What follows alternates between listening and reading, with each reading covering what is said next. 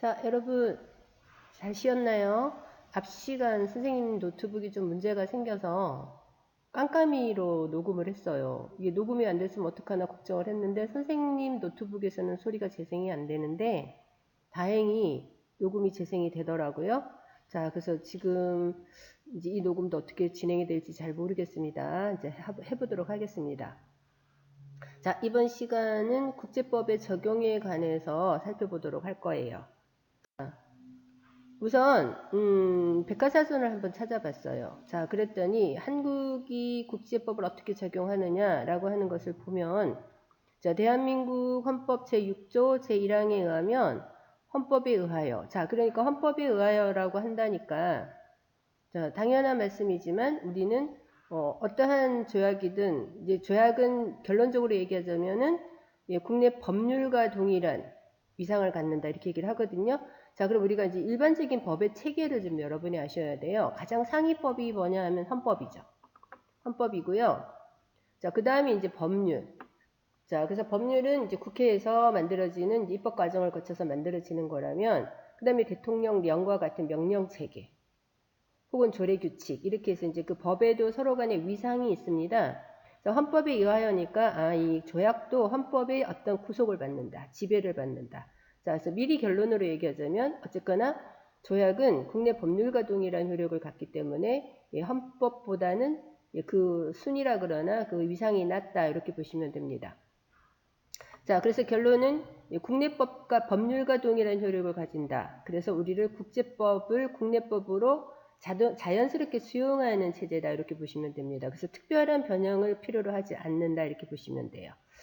자, 그래서 국내 실시에 영향이 없도록 자세히 규정된 조약만 근데 바로 실시를 하고요. 예를 들어 순차적으로 어떤 행정 절차라든지 어떤 시설이 필요하다든지 이런 것들은 약간의 변형이 필요하게 된다 이런 이야기죠. 자, 그러면 이제 우리가 국내법의 범위에 있어서 해석이 좀 구구절절 다양히 나올 수 있다는 거예요. 그래서 몇 가지 이제 견해를 놓고 본다면 법률 동의설. 이렇게 법률 동의설은 법률과 같다는 겁니다. 법률과 같다. 그쵸? 그래서 우리는 미리 선언했어요. 국내법과 동일한 효력을 가진다. 자, 그런데 예를 들어 단순히 행정적, 기술적 내용만으로 이루어진 것은 법률보다는 위상이 좀 낮다. 그래서 법률과 동일할 수도 있지만 법률의 하위설도 있을 수 있다. 이렇게 볼 수 있고요. 또 어떤 경우는 헌법보다는 아래지만 법률보다는 상위일 수도 있다. 자, 이런 것들은 이제 국제법을 국내법으로 적용할 때 어떤 위상을 갖느냐의 문제이기는 해요.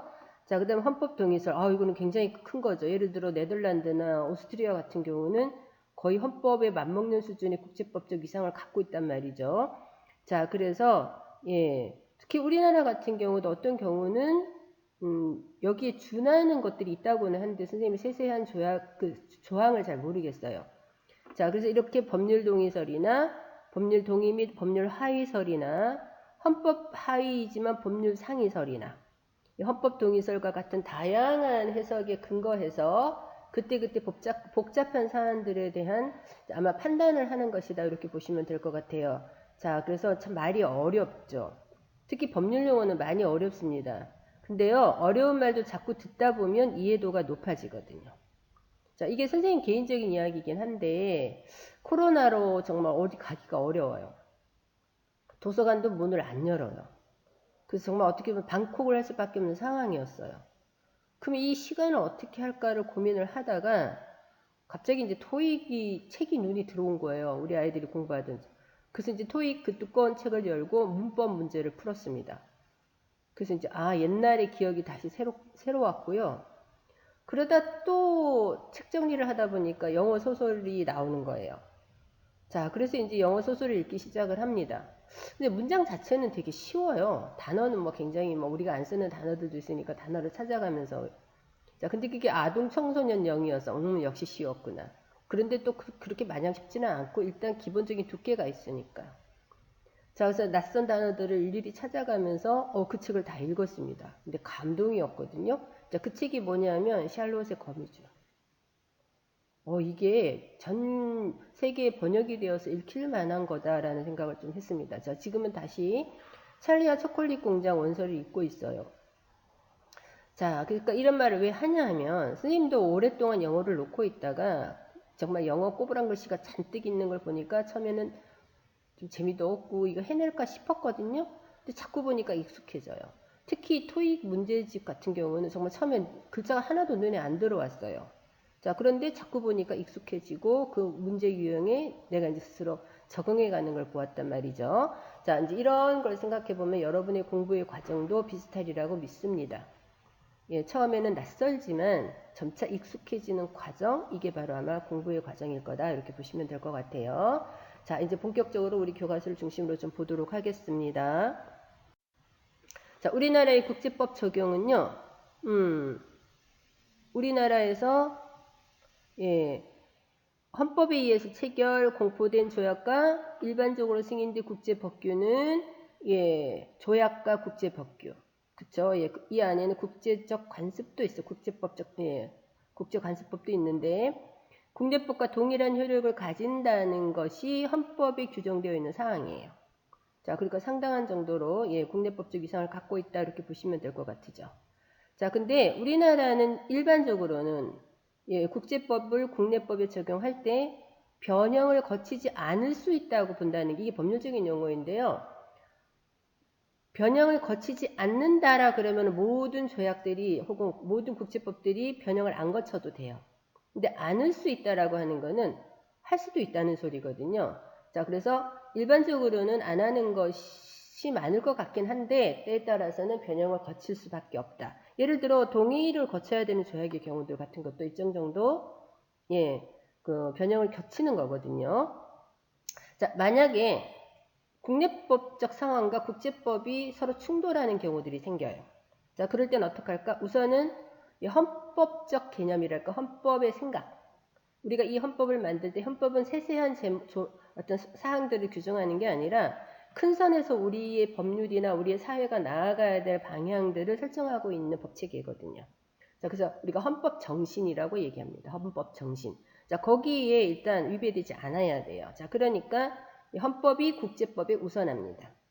국제법이 혹시 우리가 규정하고 있는 헌법의 정신에 위배된다면은 그것을 파기할 수밖에 없어요. 자, 그다음에 이제 조약과 국내법은 동의의 것이니까 충돌할 경우에 자, 요거는 법의 일반적인 원칙이기도 해요, 여러분. 특별법 우선의 원칙과 신법 우선의 원칙을 적용한다.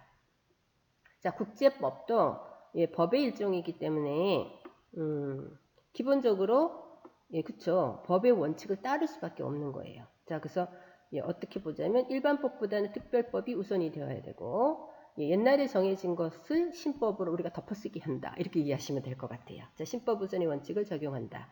자, 어떤 경우에는 이게 그냥 마구 수용이 되는 게 아니라 반드시 어떤 과정을 거칠 때 특히 국회의 동의를 얻어야 된다. 자, 요거는 이제 국민들에게 상당한 정도의 금액의 어떤 부담을 지어야 된다거나 어떤 위기 상황에 놓일 수도 있는 어떤 그런 조약일 수가 있어요. 예를 들어 상호 원조, 안전 보장에 관한 조약, 그쵸?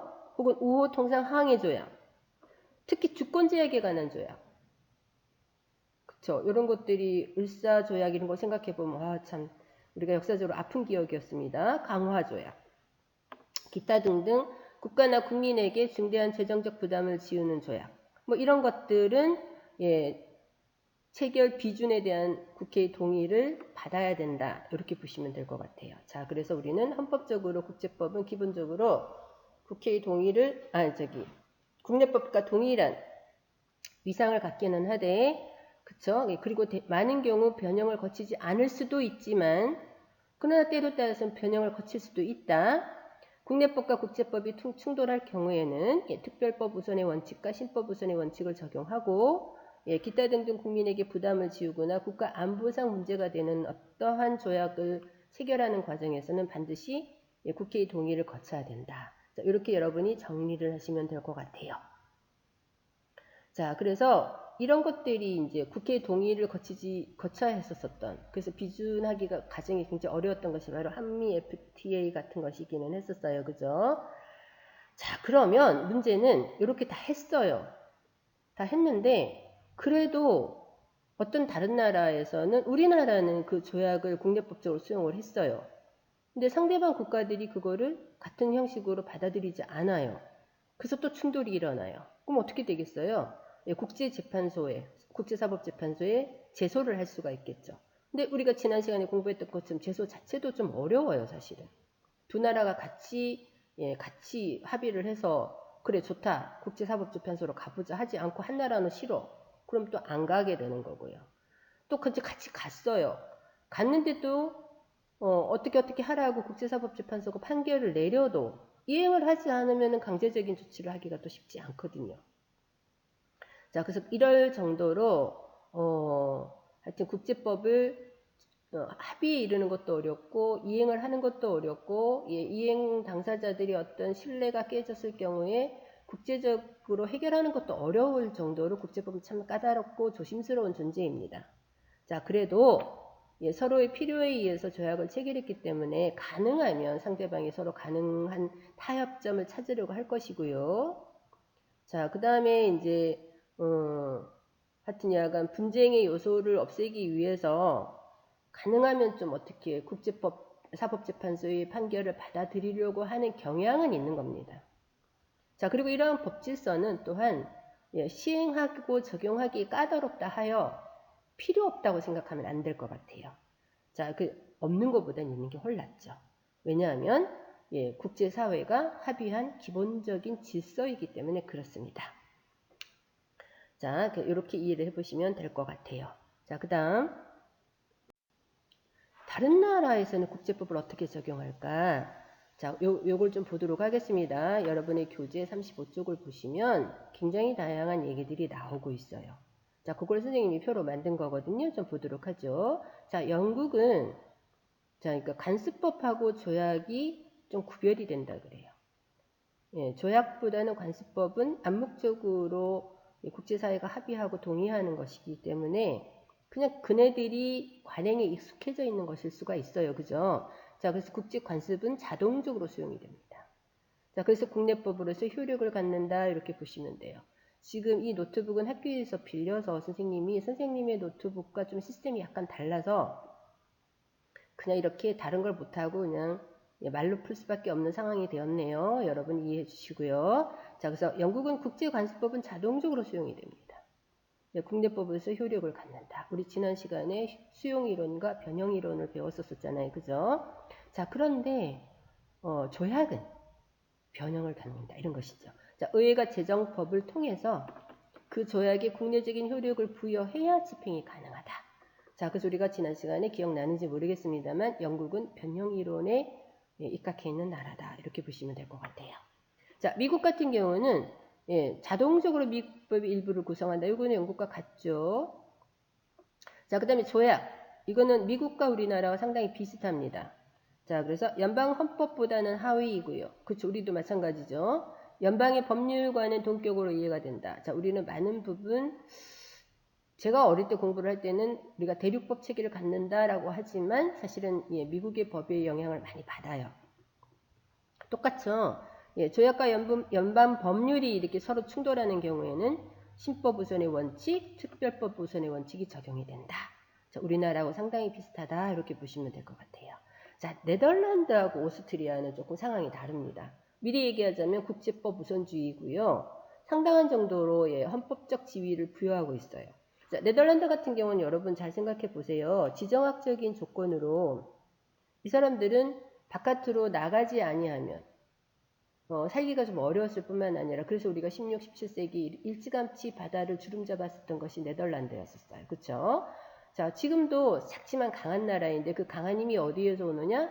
굉장히 그 다른 나라들을 대상으로 금융, 보험, 그렇죠? 이런 것들을 통해서 강국이 되었었던 나라가 네덜란드거든요. 자, 그러니까 이 사람들은 정말 국제사회와의 관계와 유대를 돈독하게 하지 않으면 자기네 나라의 국가 이익을 도모하기가 어려운 나라가 대표적으로 네덜란드라고 보시면 돼요. 자, 그러니까 국내법보다 우월한 효력을 인정합니다. 그쵸? 국내법보다 우월한 효력을 인정해요. 뿐만 아니라 국제법이 헌법과 모순되는 경우가 있다 하더라도 그쵸? 의회에서 승인을 받으면 조약의 우위를 인정하는 거예요. 자, 그러니까 우리가 뭐 네덜란드 헌법 몇 조다 이런 거는 모른다 하더라도 네덜란드는 국제법 우선이고 거의 헌법과 동일한 효력을 발생한다. 왜 그럴 수밖에 없는가? 그네 나라의 사정이 있다. 이렇게 보시면 돼요. 자, 그 다음에 오스트리아도 마찬가지죠. 오스트리아도 대표적으로 네덜란드와 같이 국제법 우선 우위에 있는 나라예요.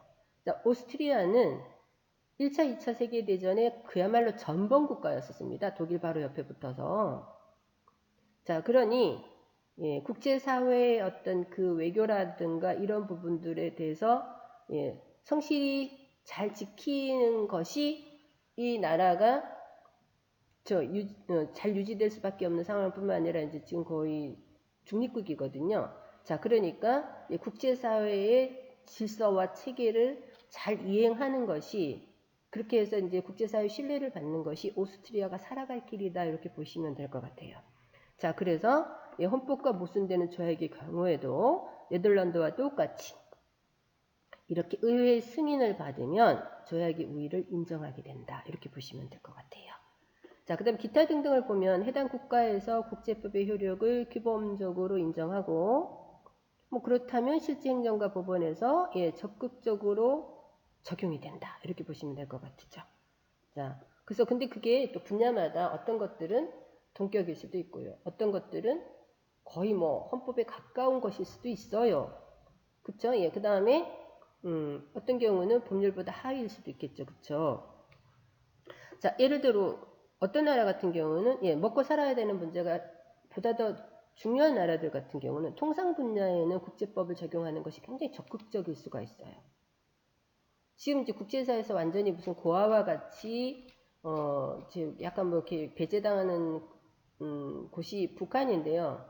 북한 같은 경우는 뭐 인권 분야에 대해서는 그쵸. 굉장히 국제법을 국내에 받아들여서 그 사회에 적용시킨다는 것을 좀 상상하기가 어려울 정도로 그렇겠죠. 그쵸. 그러니까 뭐 아주 극단적인 예로 북한을 들어서 그렇지, 안 그런 나라들, 그러니까 인권 분야는 굉장히 소홀할 수밖에 없는 나라들이 특히 아시아 지역에 많아요. 아프리카에도 많겠죠. 그죠.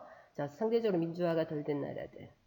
많이 가난한 나라들, 이런 나라들에서는 그 분야마다 받아들이는 정도나 분야가 좀 다를 수밖에 없다. 이렇게 보시면 될 것 같습니다. 자, 2시간에 걸쳐서 국내법과 국제법의 관계, 그 다음에 적용 이런 거에 대해서 알아보았어요. 자, 세계화의 진행 속에 국제법은 점차 국내법 이상으로 강화되는 추세입니다.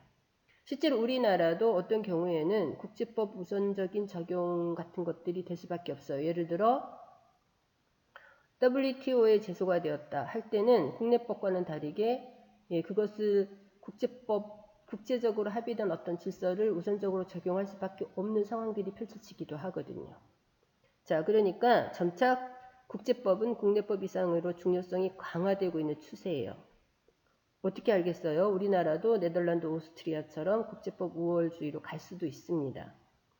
자, 그러니까 우리가 직접 국제법을 만드는 곳에 참여를 한다거나 그걸 적용하는 입장이 있지는 않다 하더라도 우리가 살아가는데 법적 마인드를 갖추는 거 되게 중요해요. 특히 이제는 정말 지구촌 사회다, 글로벌 세계다 이렇게 얘기를 한다면 국제법에 대한 이해를 좀 하고 있는 것이 세계 시민으로 살아가는 데 도움이 될 것 같습니다. 자, 여기까지 여러분들에게 말을 전하고요. 오늘 수업은 끝내도록 하겠습니다. 한 주 잘 쉬고 다음 주에 보도록 하겠습니다. 수고했습니다. 바이바이.